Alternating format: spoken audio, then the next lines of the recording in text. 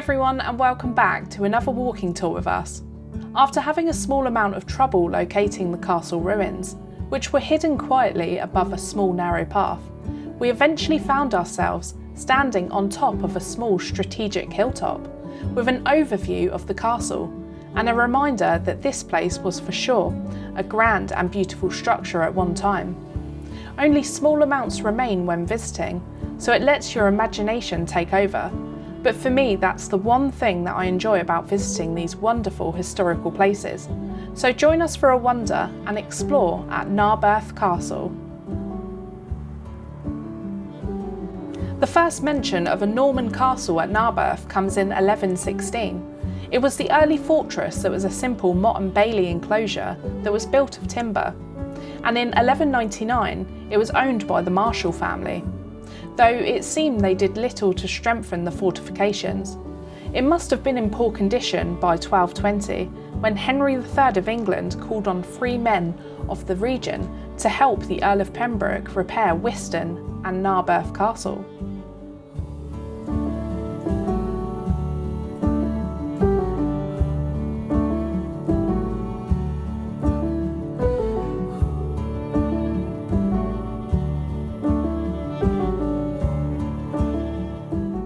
In the 13th century, that timber castle was rebuilt in stone, possibly after a Welsh attack in 1299. This work is often attributed to William de Braose, who took control of Narberth Castle after he married Eva Marshall, who was the heiress of the Earls of Pembroke.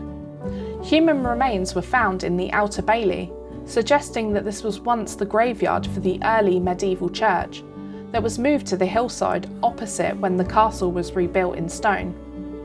A settlement grew up between the castle and the new church, and over time the settlement became the market town of Narberth. Farm fields stretched out beyond the town, and a corn mill was built just beyond the castle. Eva and William's daughter Maud married into the powerful Mortimer family, and Narberth Castle formed part of her dowry. When Sir Edmund Mortimer joined Owain Glyndor's uprising, the castle was forfeited to the crown. And in 1404, Thomas Cadw was rewarded for defending the castle against Glyndor with his small garrison, and he reaped the reward of lordship in 1404.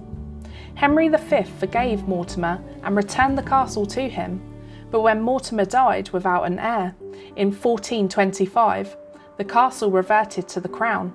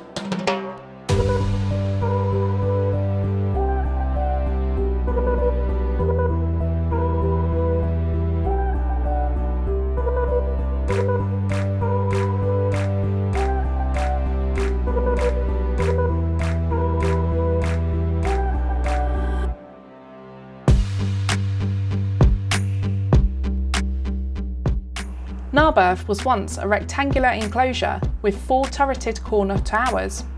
The entire of the north side and the gatehouse were long gone, but what remains are the fragments of a great chamber over a vaulted storeroom.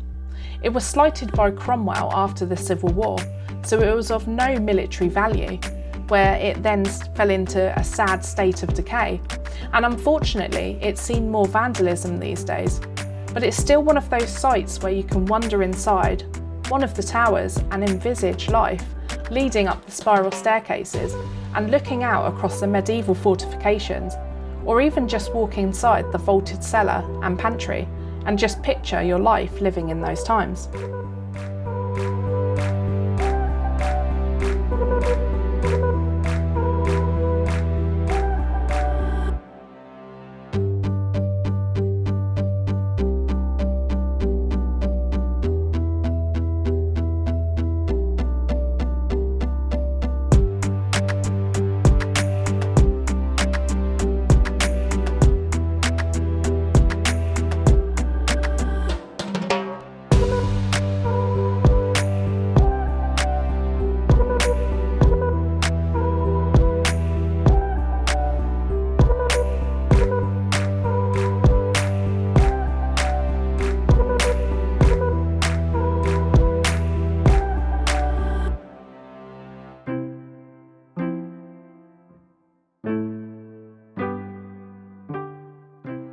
Some of the remains that we see today are part of the rebuilding in stone that probably took place in 1246. The keep was begun in that year, and several other of the towers were added in the late 13th century. The remains include a rectangular enclosure, about 40 metres by 20, that are defended by 2 drum towers. In the partially preserved northern towers, fireplaces and latrines were found, and probably similar were also in the southern towers. The southeast tower had 3 floors, with a bakery on the ground floor and a chapel on the first floor. In the southern part of the courtyard, there was a large L-shaped building. On the first floor, it had a great hall and private apartments, and over the ground floor, there was a kitchen and a pantry. Behind these remains are 2 more of the surviving towers, the southeast and the southwest towers. They are on elevated ground, and if you walk down to the bottom of the mound and look back up, you get a fantastic view of the castle. The narrow ring was also supposed to be located in the western part of the courtyard, in which a long gallery was to be built at the beginning of the 16th century.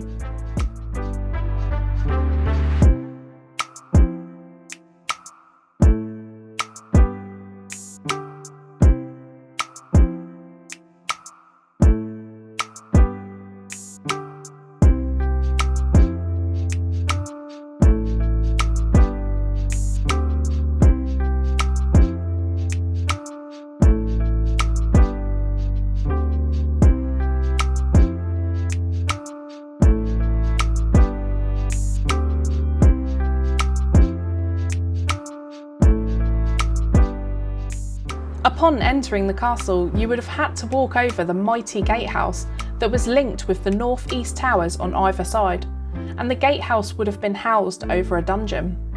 None of these features are complete. Perhaps that's why Narberth Castle is often described as neglected or incomplete, but I think that it's worth a visit considering the amount of information boards around, giving you rich information about where and what things are. And the fact that the site is almost always empty, so you can take your time and enjoy the historical atmosphere how you would like to. We hope we've shown you somewhere off the beaten track, perhaps unknown, and this is exactly what we love to do, showcase these amazing, quiet yet impressive fortresses in the hope that people will want to visit again. So if you've liked what you've seen, please be sure to hit that like button, pop on the notification bell, and why not consider subscribing to the channel if you haven't already. We really appreciate all the love and support. Thank you so much to our Patreons, and thank you for watching. Till next time.